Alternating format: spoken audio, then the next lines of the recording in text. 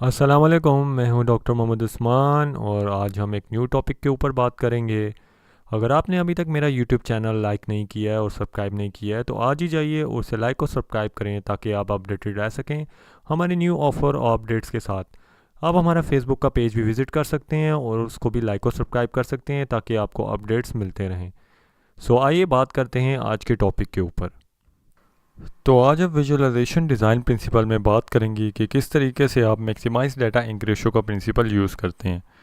Maximise data ink ratio का principal basically आपको ये बताता है कि आपके पास टोटल इंक जो ग्राफिक में यूज़ हुई हुई है और जो आपके पास जो है टोटल इंक कितनी आपके पास मौजूद है।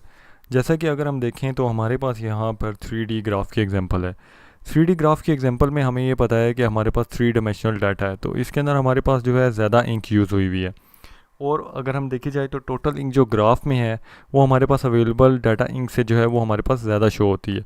तो इसको हम जब यूज़ करते हैं और मैक्सिमाइज़ करते हैं तो हमें ये बताता है कि हमें जो है हर 3D ग्राफ को कन्वर्ट करना चाहिए 2D ग्राफ के अंदर। और 2D ग्राफ के अंदर जब उसे हम कन्वर्ट करते हैं तो उसकी डाटा इंक रेशो जो है वो मैक्सिमाइज़ हो जाती है। अब वो कैसे मैक्सिमाइज़ होती है कि अगर आपके पास total ink use in the graphic जो है वो 75% है और टोटल जो आपके पास डाटा इंक है वो आपके पास रिमेनिंग रहेगी 25%। तो आप 25% और नीचे 75% लिख के आप उसकी maximize data ink ratio calculate कर सकते हैं। इसके अलावा मैक्सिमाइज डाटा इंक रेशो का प्रिंसिपल आपको ये बताता है कि आप किस तरीके से अपनी इंक को यूटिलाइज़ करें और मैक्सिमम डाटा को डिस्प्ले कर सकें। इसकी एक एग्जांपल मेरे पास ये ईसीजी की एक एग्जांपल है जिसके अंदर आप देखें कि आपके पास मल्टीपल शॉर्ट लाइंस हैं।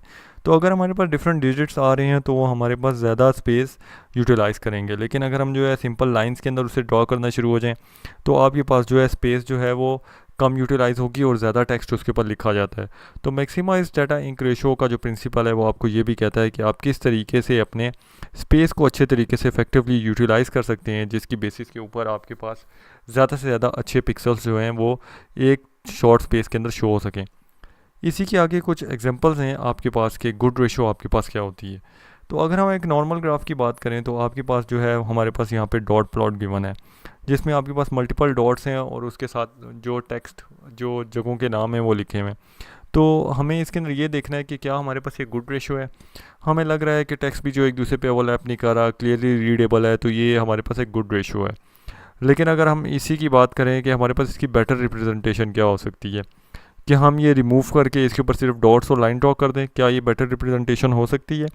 लेकिन ये नहीं हो सकती क्योंकि इसके अंदर हमारे पास चार्ट जंक ज़्यादा हो गया है।